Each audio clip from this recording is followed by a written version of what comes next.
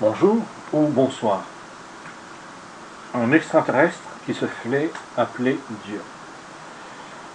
Alors, si j'avais pu, j'aurais précisé un être céleste qui est un extraterrestre et qui se fait appeler Dieu. Mais bon, c'est pas grave.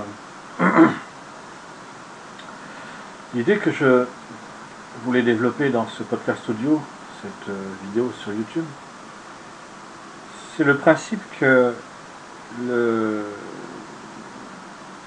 l'être appelé Dieu dans les religions monothéistes,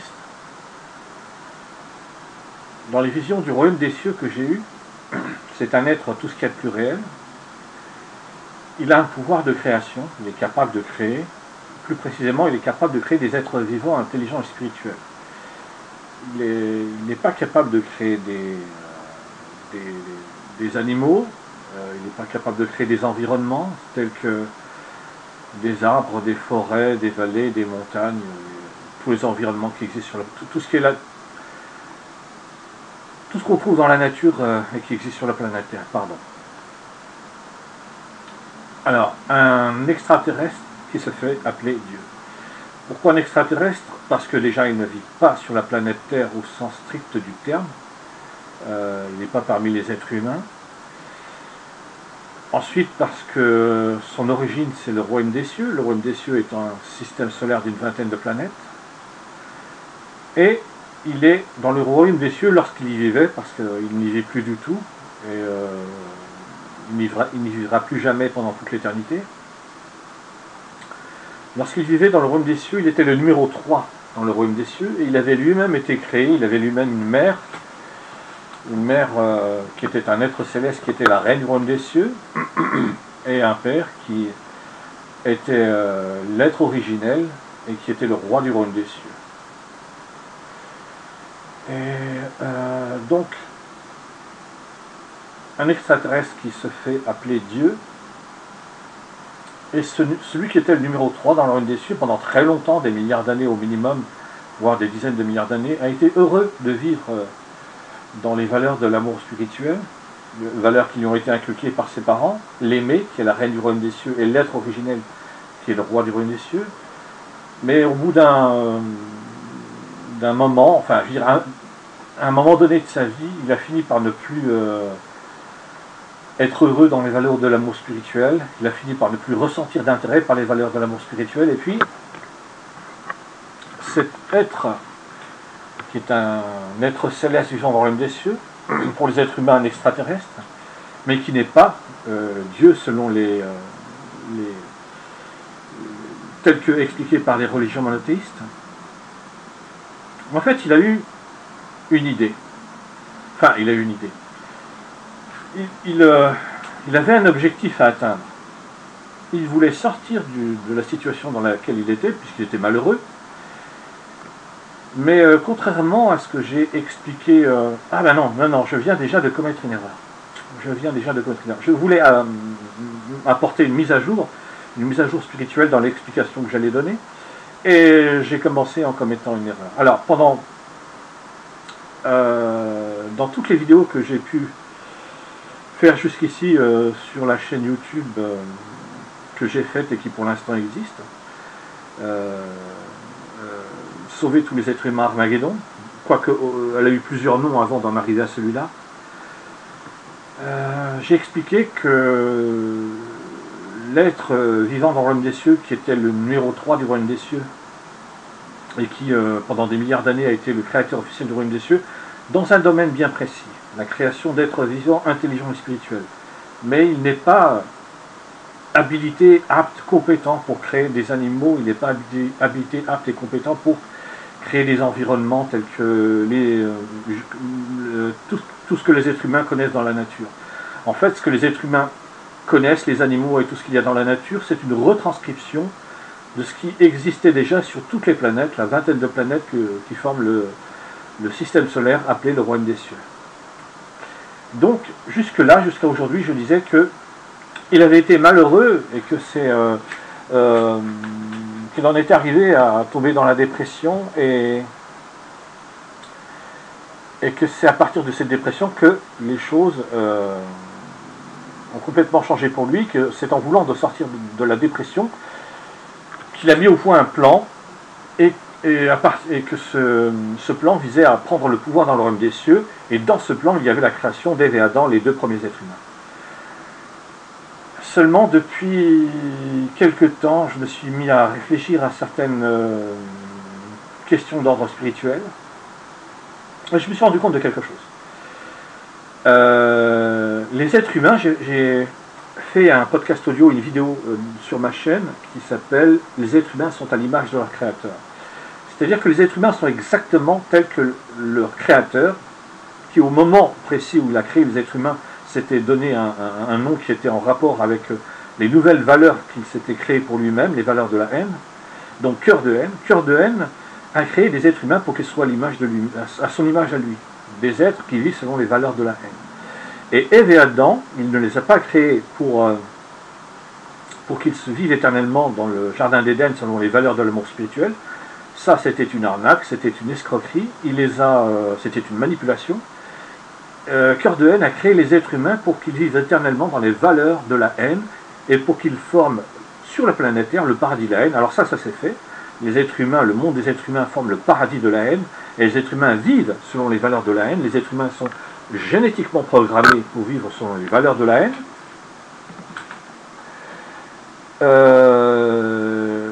Là où je me suis rendu compte que je devais apporter un changement, alors j'ai déjà apporté des changements. Par exemple, j'ai fait un podcast audio, une vidéo qui s'appelle, auquel j'ai donné le titre « Ève et Adam créés pour souffrir et mourir ». Voilà. Et par la suite, je me suis rendu compte qu'en fait,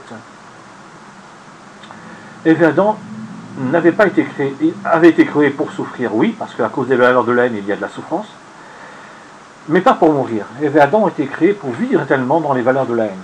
C'est lorsque, dans le royaume des cieux, la création d'Ève et Adam, avec ce qui s'est passé dans le jardin d'Éden, le fait que Ève et Adam ont été chassés du jardin d'Éden pour vivre dans les valeurs de la haine, ça a permis à Cœur de haine de faire une déclaration officielle dans le royaume des cieux, et ça a déclenché une guerre de valeurs dans le royaume des cieux. C'est ce que voulait Cœur de haine. Cœur de haine voulait déclencher une guerre de valeurs dans le royaume des cieux, et aussi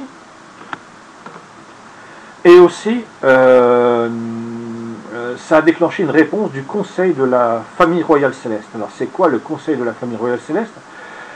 Alors le royaume des cieux, c'est un système solaire d'une vingtaine de planètes. Le titre, le nom royaume des cieux, c'est ce qui définit tout le côté légal et infrastructure de cette vingtaine de planètes. Comment toute cette vingtaine de planètes est structurée légalement et quelles sont ces infrastructures.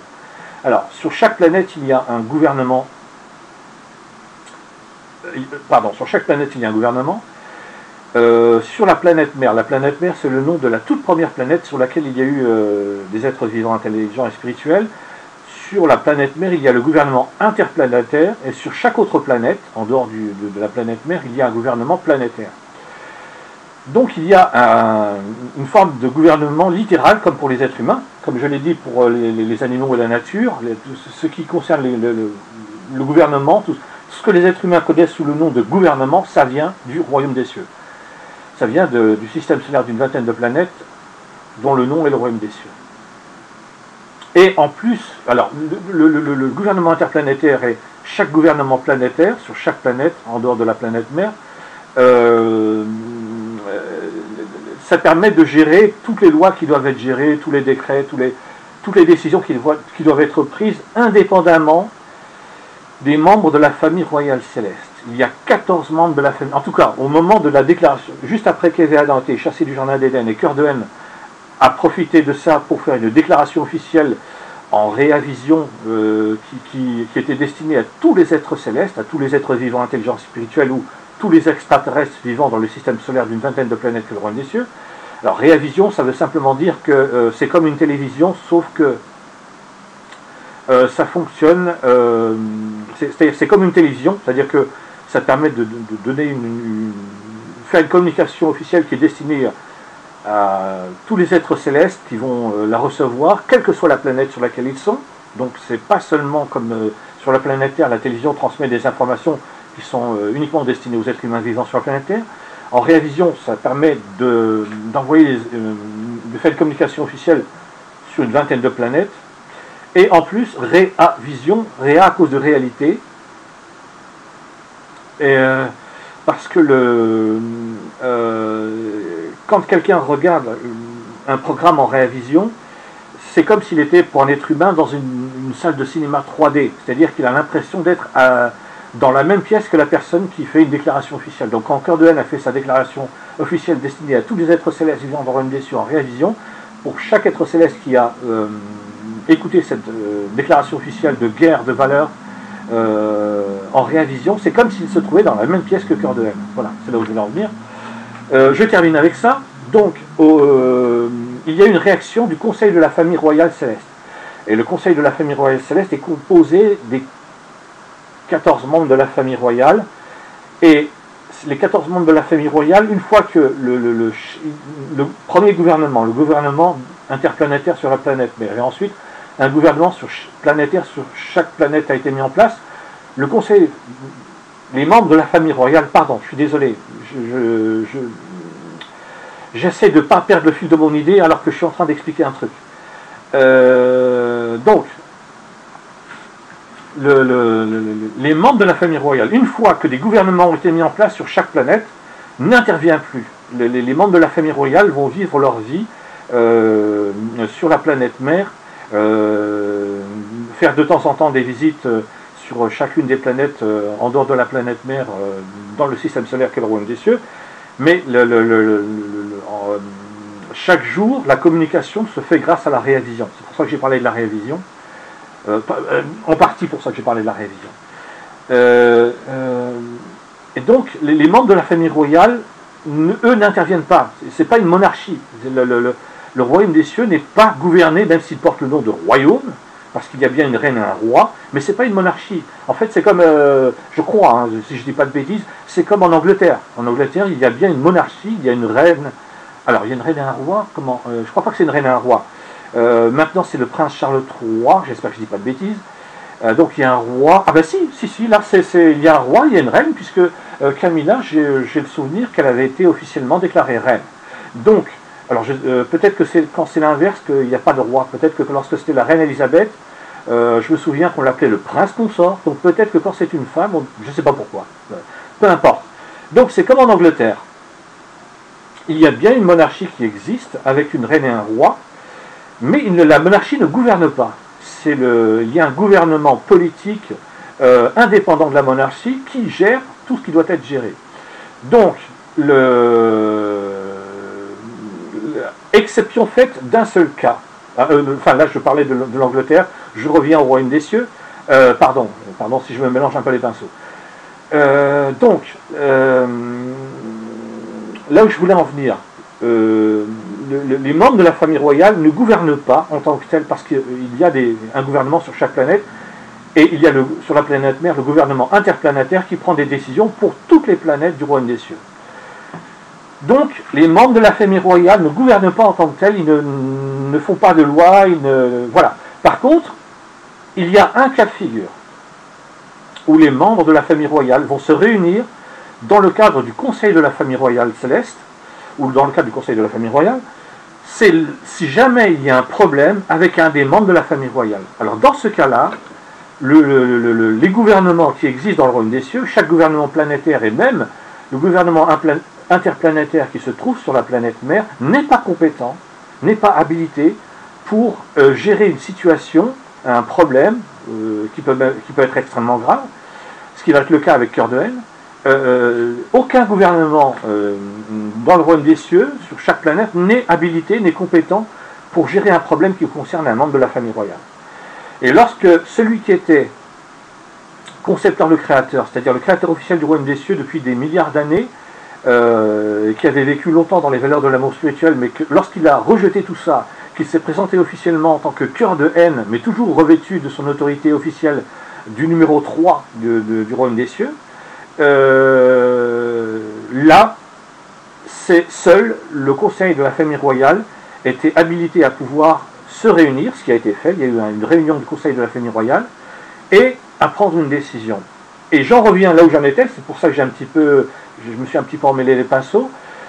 Cœur de haine a créé Ève et Adam pour être chassés du jardin d'Éden et vivre éternellement dans les valeurs de la haine, formés avec les descendants, génération après génération, d'Ève et Adam, le paradis de la haine. Alors ça c'est fait, les êtres humains ont bien formé le paradis de la haine, les êtres humains vivent dans le paradis de la haine. Le monde humain, c'est le paradis de la haine, ou le paradis des valeurs de la haine. Donc Ève et Adam, Cœur de haine a créé Ève et Adam pour qu'ils vivent éternellement dans les valeurs de la haine et pour que son paradis de la haine existe éternellement. Et le Conseil de la famille royale est intervenu pour empêcher ça, et donc la première décision qu'il a prise, c'est que après qu'Ève et Adam ont été chassés du jardin d'Éden, deux êtres célestes, deux êtres vivants, intelligents et spirituels, qui étaient dans le royaume des cieux, sur l'une des planètes du royaume des cieux, a priori d'ailleurs sur la planète mère, ont été envoyés sur la terre pour protéger le jardin d'Éden, dans le sens pour empêcher Ève et Adam de revenir dans le jardin d'Éden, manger des fruits de l'arbre de vie et vivre éternellement dans les valeurs de la haine. Je suis désolé, je ne pensais pas que j'allais galérer autant pour arriver à expliquer quelque chose qui dans mon esprit est simple. Alors, là où je voulais en venir, parce que bon, combien de temps j'ai pris là? Environ un quart d'heure. Là où je voulais en venir, c'est que là pendant longtemps, j'ai fait plusieurs dizaines de vidéos sur ma chaîne, je veux dire ma chaîne tout simplement, même si elle ne m'appartient pas en réalité. Si jamais quelqu'un sur YouTube décidait de la supprimer, ben, je ne pourrais rien faire, elle serait supprimée.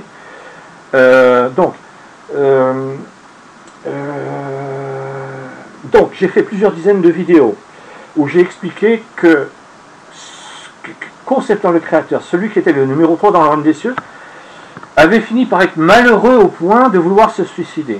Eh bien aujourd'hui, je vais donner une explication qui est totalement, mais vraiment, hein, totalement différente, parce que, et j'avais commencé sur ce point-là avant de digresser et de me mettre à donner d'autres explications. Les êtres humains sont à l'image de leur créateur. Or, j'ai eu l'occasion dans ma vie,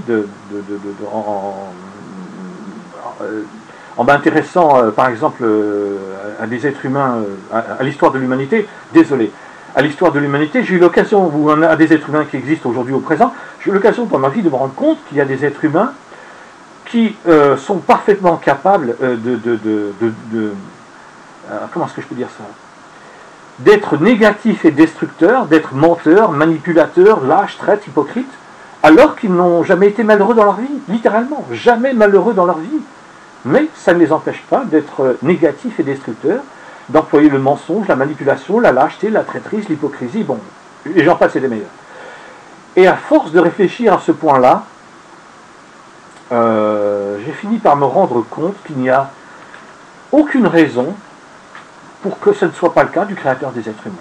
Puisque les êtres humains sont à l'image de leur Créateur et que Cœur de haine a créé les êtres humains pour qu'ils soient spécifiquement comme lui voulait qu'ils soient. C'est-à-dire qu'ils vivent selon les valeurs de la haine.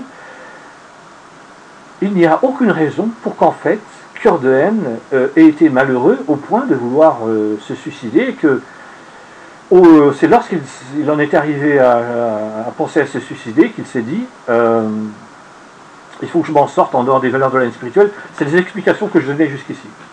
Par contre, alors, Cœur de haine, il a pu être malheureux. Alors, malheureux dans quel sens? Malheureux parce qu'il était jaloux.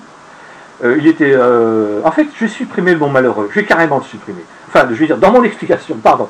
Dans mon explication, je ne vais plus dire qu'il était malheureux. Cœur de haine, l'être céleste, celui qui était le numéro 3 dans le royaume des cieux, c'est un génie. Au moment de sa création, c'est le premier enfant de la famille royale. J'ai dit que la famille royale était composée de 14 membres. Une mère, l'aimée, qui a été la mère, d'abord la mère de la famille Amour avant que le royaume des cieux soit créé. Un père, l'être originel.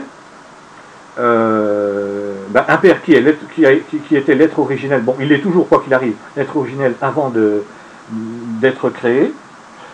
Et le premier enfant à avoir été créé, c'était Zark le Questionneur.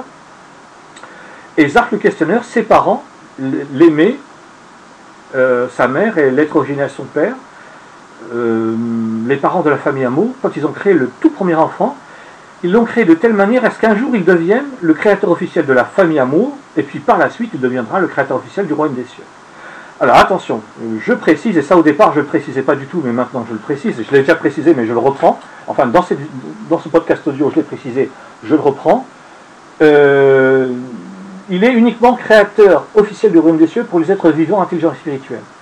Il y a d'autres êtres célestes, d'autres membres de la famille royale, des êtres féminins des princesses, des êtres masculins des princes. Les membres de la famille royale sont des princesses pour les êtres féminins et des princes pour les êtres masculins. La particularité de Zark le questionneur, qui a été créé, le premier enfant à avoir été créé, c'est que lui, au sein de la famille royale, il est le grand prince, parce qu'il est le premier enfant à avoir été créé, et parce qu'il a été créé pour devenir le créateur officiel de la famille Amour pour les êtres vivants, intelligents et spirituels, et par la suite, le créateur officiel du royaume des cieux pour les êtres vivants, intelligents et spirituels. Il occupait une place particulière, c'est le grand prince.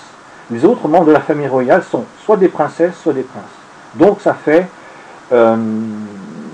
6 princesses, 5 princes et un grand prince pour les enfants de la famille royale, avec l'aimé, la mère, et l'être originel, le père. Alors, tout ça pour dire quoi? Oui, au moment où il a été créé, Zark le questionneur, qui deviendra plus tard concepteur le créateur officiel du royaume des cieux pour les êtres vivants, intelligents et spirituels, au moment de sa création, il a été créé avec des facultés intellectuelles tout à fait exceptionnelles qui font de lui un véritable génie. Or, justement, un génie, c'est quelqu'un qui est capable Alors déjà, rien qu'un être humain qui utilise le mensonge, la manipulation, la lâcheté, la traîtrise et l'hypocrisie, il est parfaitement capable de mettre en place un plan pour... comment est-ce que je pourrais dire ça? Disons qu'il veut atteindre un objectif, il va mettre au point un plan et il peut parfaitement se faire passer pour une victime alors qu'en fait il lui est rien arrivé du tout, parce que pour lui le fait de se faire passer pour une victime, ça sert parfaitement son plan. Voilà, c'est là où je voulais en venir. Alors, en plus, Zark le questionneur, lui, c'est un génie dans le royaume des cieux. Eh bien, celui qui était concepteur le créateur, il n'a pas eu besoin d'être malheureux, il n'a pas non plus eu besoin d'être malheureux au point de vouloir se suicider. Non, j'ai expliqué tout ça par le passé, mais là aujourd'hui je ne l'explique plus. En fait, il était jaloux pour certaines choses, et puis il était vaniteux, et sa jalousie envers d'autres êtres célestes, et sa vanité par rapport à lui-même, son mépris par rapport à d'autres célestes, par rapport à d'autres êtres célestes, pardon, les trois choses-là, sa vanité par rapport à lui-même, son mépris par rapport à d'autres êtres célestes, sa jalousie pour d'autres êtres célestes, les trois points-là, ajoutés au fait que c'est un génie, ça suffit, c'est largement suffisant pour que celui qui était concepteur le créateur se transforme en cœur de haine, et que cœur de haine, menteur, manipulateur, lâche, traître, hypocrite, ça fait partie des valeurs de la haine. Il s'est choisi exprès ces valeurs-là parce toutes ces valeurs allaient lui permettre de tenter quelque chose qu'il voulait absolument faire, c'est prendre le pouvoir dans le royaume des cieux. Et donc, cœur de haine s'est présenté après qu'Ève et Adam ont été chassés du jardin d'Éden. Il a fait une déclaration publique officielle en Réavision et il a expliqué quelque chose qui est complètement faux.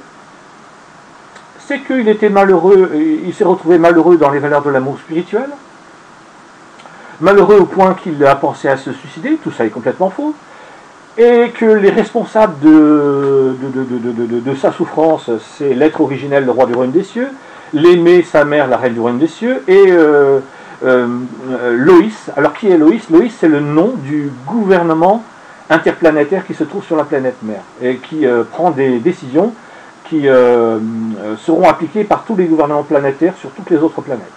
Donc il a expliqué que sa souffrance, qui l'avait amené à être malheureux et même à penser à se suicider, ce qui est complètement faux, sa souffrance, il y avait des responsables.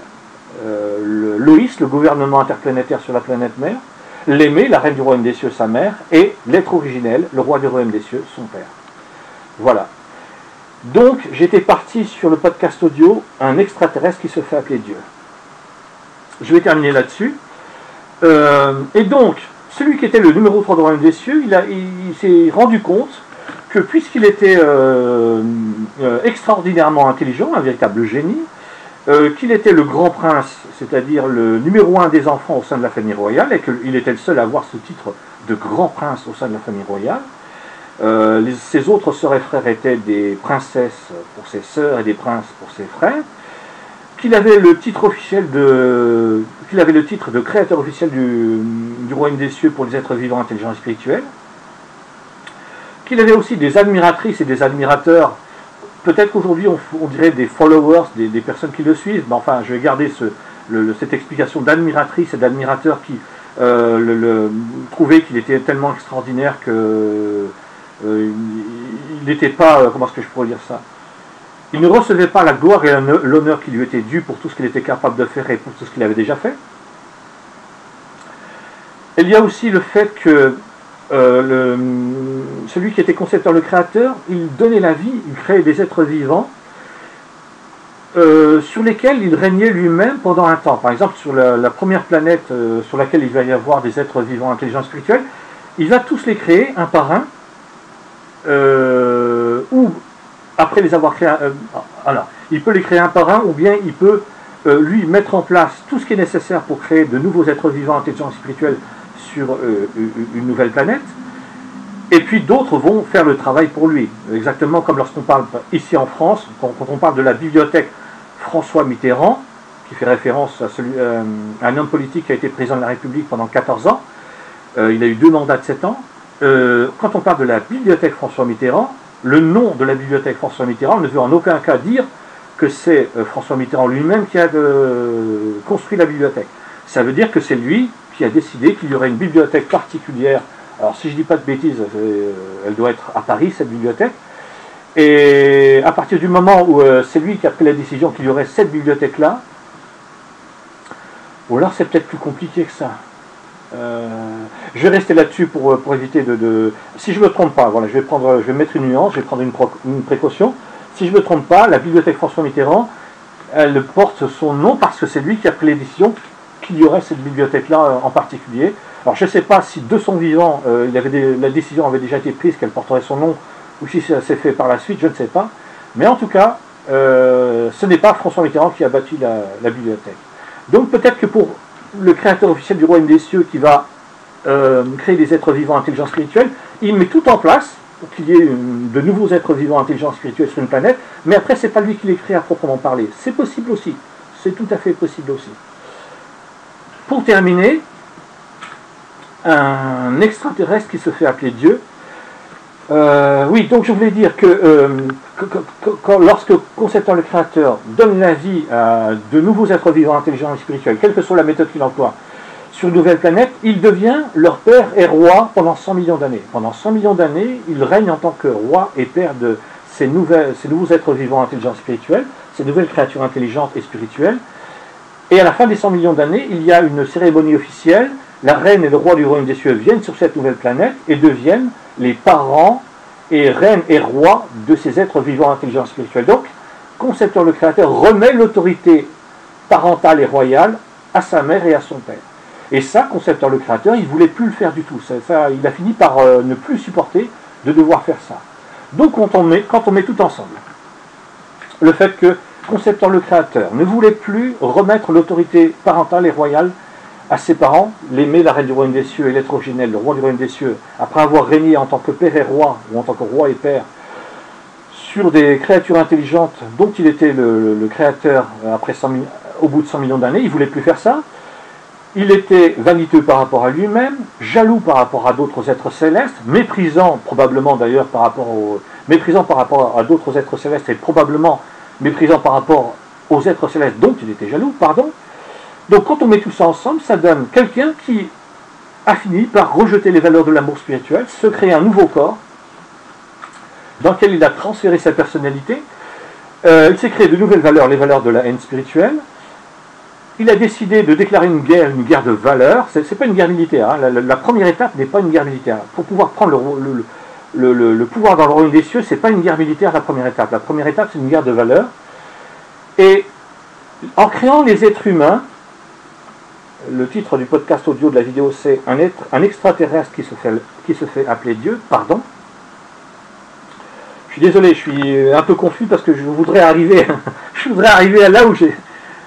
là où je voulais en venir quand j'ai eu l'idée de faire ce podcast audio. Je suis désolé, vraiment, vraiment désolé. Donc, un extraterrestre qui se fait appeler Dieu, concepteur le créateur, une fois qu'il s'est transformé en cœur de haine, c'est un extraterrestre, c'est un être vivant, intelligent et spirituel. Même une fois transformé en cœur de haine, ça reste un être vivant, intelligent et spirituel. Comment est-ce que je peux dire ça? Il n'est pas tout puissant, il n'est pas omniscient, et même l'être originel qui est son père, le roi du royaume des cieux, qui est le premier être qui ait existé, qui lui n'a pas de commencement, même lui, même l'être originel, il n'est pas tout puissant, il n'est pas omniscient, il ne sait pas toutes choses, il ne maîtrise pas toutes choses.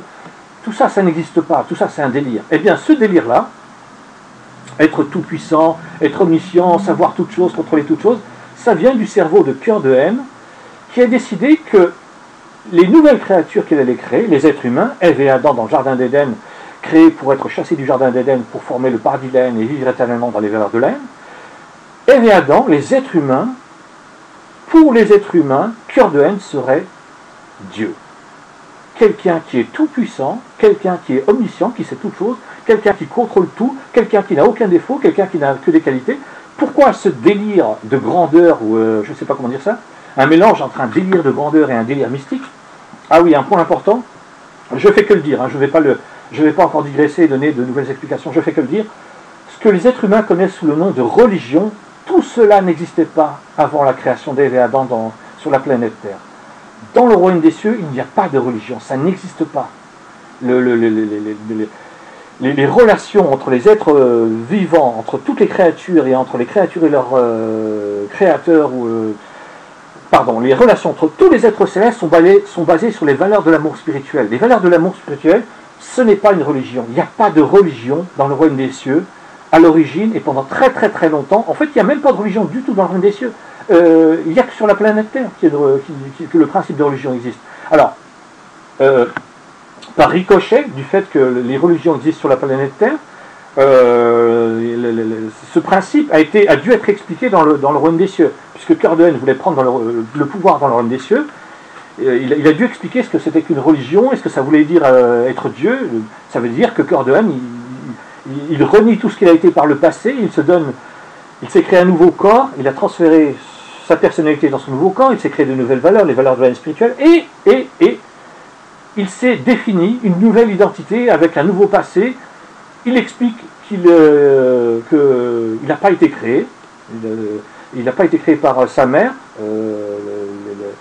la reine du royaume des cieux, il n'a pas été créé par son père, l'être originel, il n'a jamais été créé, et il est tout puissant, et il peut tout faire, et il peut tout gérer.